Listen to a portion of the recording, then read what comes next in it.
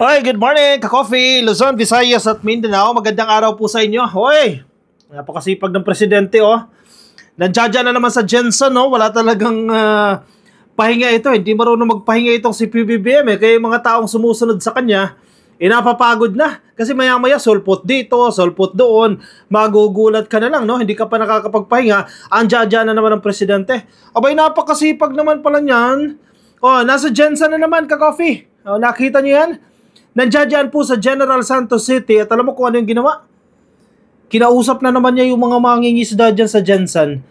At consistent yan doon sa pangako ng ating presidente na tulungan itong agri-sector. Kasi pag sinabi mong agriculture, ka-coffee, ang fisheries, nakakabit yan. No?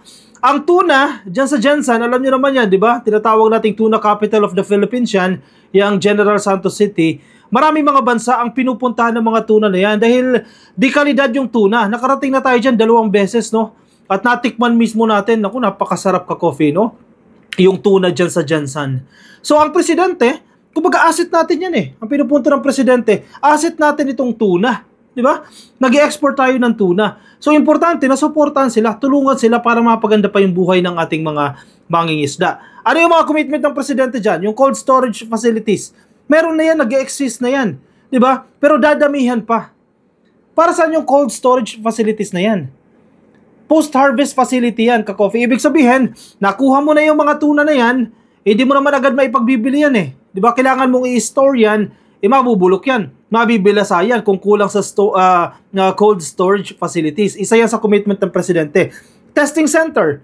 Magtatayo din po dyan ng testing center. Ano yung itetest natin dyan? Yung mga tuna. Yung kalidad ng isda.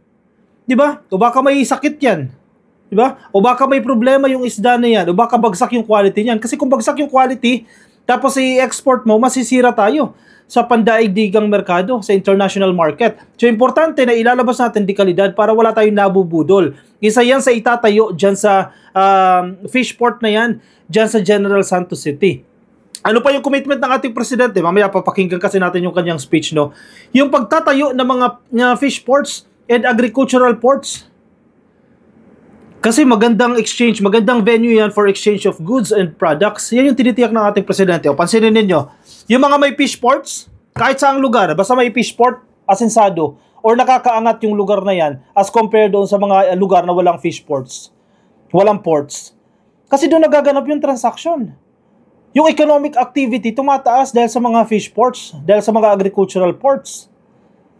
Yan ang gagawin ng presidente. Actually, ginagawa niya yan ng presidente. Consistent yan sa promise niya. Kung babalikan natin yung mga previous articles tungkol dyan sa commitment ng ating presidente para sa mga mangingisda at sa mga magsasaka. Kaya tama yung sinasabi ng kasama natin si Paler eh. O, spoiled na spoiled yung mga farmers. Spoiled na spoiled yung mga fishermen sa ating presidente dahil talagang binibigyan sila ng tulong, binibigyan sila ng diin, talagang tinutulungan sila ng ating presidente. Maalala mo na lang yung panahon ni Marcos Sr., no, grabe rin yung pagpapahalaga sa kanila. Ngayon, yan na, nabubuhay na ulit. Ilang administrasyon ang lumipas, pinabayaan yung agri. Diba? Asset natin yan eh. Bakit pababayaan mo yung asset natin? Yan ang nagbibigay yaman sa Pilipinas, yet pababayaan mo. That's unacceptable. Anyway, sige, pakinggan natin yung sinasabi ng ating presidente. Maganda po yung short, very brief na statement ng ating presidente. Kasama po yung mga magsasaka dyan po sa General Santos City. Sige, sabay-sabay natin pakinggan yan. Ngayon po ay kasama pa rin po ng Pangulo si Department of Agriculture Secretary Francisco Tiu Laurel Jr. At ngayon po ay magkakaroon po sila ng isang maikling ugnayan para po direkta mismong marinig ng Pangulo ang mga pangangailangan ng ating mga mangingisda dito sa General Santos. Dito lang kami para tignan. Ito, I have a mic. Para tignan kung ano yung mga sistema na ginagamit ninyo para sa fisheries natin dahil sa pagpalagay ng ating sekretary, nakilala nyo naman na talagang isa sa pinakamalaki sa industriya ng fisheries dito sa Pilipinas ay naunawaan niya kung ano yung potential ng fisheries para sa Pilipinas. Kaya sinabi ko, dali niya ako rito, paliwanag niya sa amin kung ano yung mga kailangan ninyo. Sa aming palagay, ang nakikita namin na siyempre yung cold chain, kailangan lalagyan natin. Nagtayo ka na pala nung malaking cold storage dito. Pero kailangan pang dagdagan. Kaya gagawin namin ang lahat para naman masuportahan. Yung buong, hindi lamang yung cold storage, kung hindi yung buong cold chain. Para yung mga huli na nahuli na natin ay pagdating sa market ay maganda pa rin at yung quality ng isda ay ma-maintain para siyempre mas magandang benta. Kaya ano pa sa palagay ninyo ang kailangan natin in your view? What else? Meron tayong bago, sir, na testing facility na itatayo rito. Testing facility. What are we testing for? Histamine, fish quality, pati sa pang-shrimp. Testing for shrimp. Sa shrimp, oo. Sikat na sikat yung shrimp natin sa abroad. Ang pag binili mo yung black prawn sa Philippines. Black tiger prawn. Oo. Alright, sige. Maraming salamat at mabuti naman at nakadaan ako rito.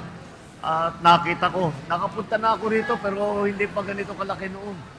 Ngayon napakaganda na. Kaya gagawin namin ang lahat para bubuhayin natin ulit ang ating industriya ng fisheries. Dahil pagka pinag-aaralan namin yung mga pangangailangan sa kinakain ng Pilipino, napakahalaga sa diet ng Pilipino, sa kinakain ng Pilipino, yung isda, yung seafood.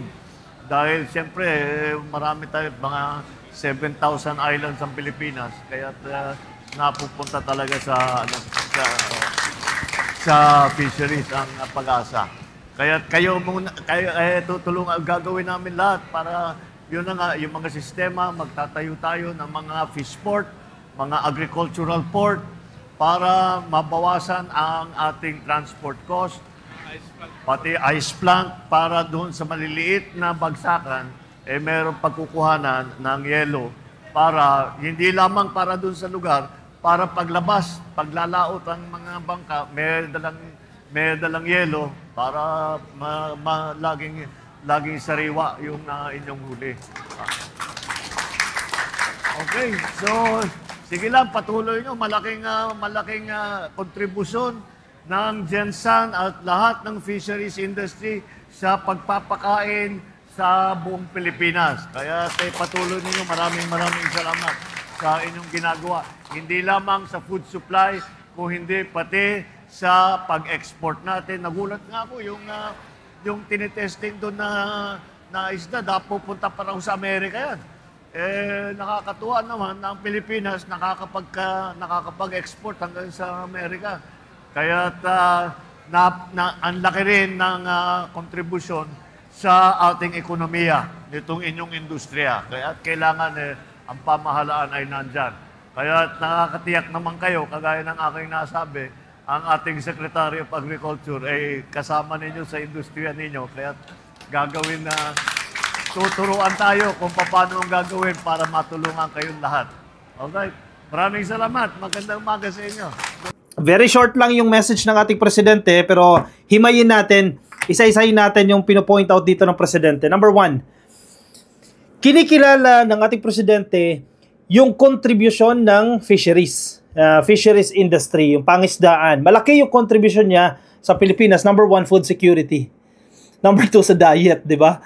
Malaking factor yung isda o seafood in general, no, sa diet natin mga Pilipino. Healthy pa as compared to pork, as compared to other meat, no? So, number 1, ang contribution niya sa industriya ng Pilipinas ay napakalaki. Kaya naman, ang commitment ng presidente dyan, tutulungan namin kayo at tinutulungan namin kayo. Kasi dependent kami sa inyo eh.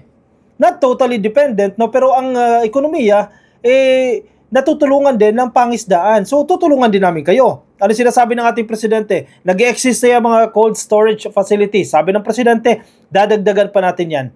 Lalagyan pa natin ng maraming ice plant. Di ba? Para yung mga maliliit din na mangingisda, may pagkukunan sila ng yelo. Isa yan sa concern ka, Coffee. Bagamat simple, kung titinan mo, simple ha. May mga kamag-anak din po tayo mangingisda. Malaking factor sa kanila yung sapat na supply ng yelo. Simpleng yelo, no? Kala nyo, simple-simple lang yan, pero malaki yung factor yan, malaki contribution yan sa mga nahuhuling isda. Kasi, hindi na, halimbawa, nanghuli ka ngayon, di ba?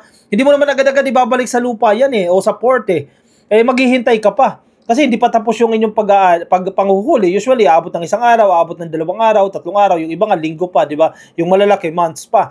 So, kinakailangan may cold storage facilities at yung yelo, malaking supply yan sa maliliit na mangingisda, malaking importansya o napaka-importante o mahalaga na meron kang sapat na supply ng yelo. Yung simpleng source lang ng yelo, malaking bagay yan. So, yan yung tinitiyak ng ating presidente ha. Cold storage facilities, pagtatayo ng maraming ice plant at testing center, hindi lang sa mga tuna, kundi isama na rin natin yung mga shrimp, di ba? Kasi malaking industriya din po yan, yung paghihipon. Na-example nga natin dyan ni Secretary Tio Laurel, no? Itong Black Tiger Prawn, very popular pala ito sa ibang bansa. No? Sinabi din ng ating presidente na pag sinabi mong shrimp, paganda rin po yung contribution ng Pilipinas dyan.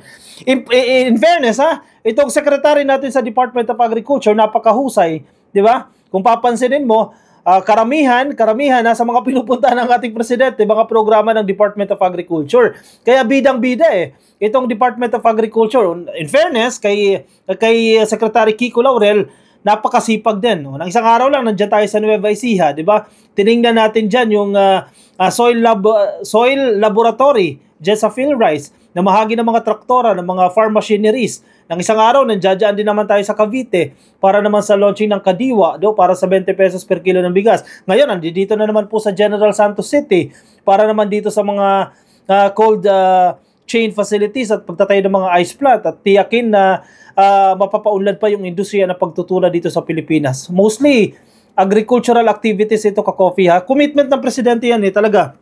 Sobrang mahal ng presidente itong agri-sector, no? Hindi niya talaga pababayaan yan Kasi nang una, 'di ba, siya na ngayon tumayo diyan na kalihim, no? Concurrently, no, secretary ng Department of Agriculture dahil gusto niya matiyak na mag-prosper ang sektor ng pagsasaka.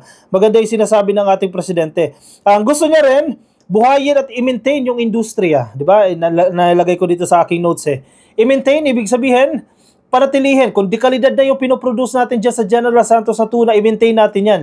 Or palawakin pa natin yan. Kasi pag lumawak pa yan, tataas ang ating export. Diba? Kasi may surplus na tayo. No? I-maintain at i-sustain yung quality na yan. Siyempre, kinakailangan yung kalidad, yung quality ng ating mga isda at ng seafood in general ay maganda para hindi tayo masisira sa international market. Napakaganda ka-coffee nitong mensahe na ito. Itong sinasabi ng ating presidente sa kanyang pagbisita. Oy, nako po, mga diles, iyak na naman kayo.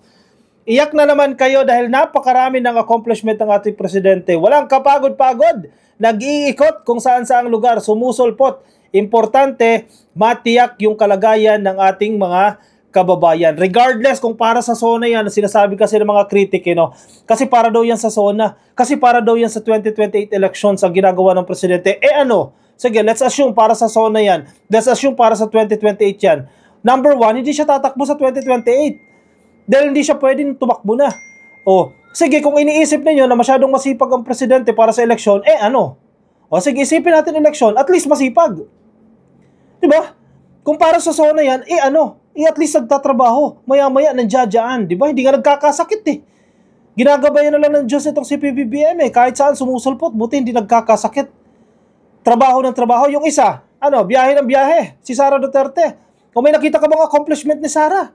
May nakita ka bang ginagawa niya bukod sa kanyang pagbibiyahe sa iba't ibang bansa? Bukod sa paglulustay, pagsusunog ng pera. Oy, naku po mga diles, isip.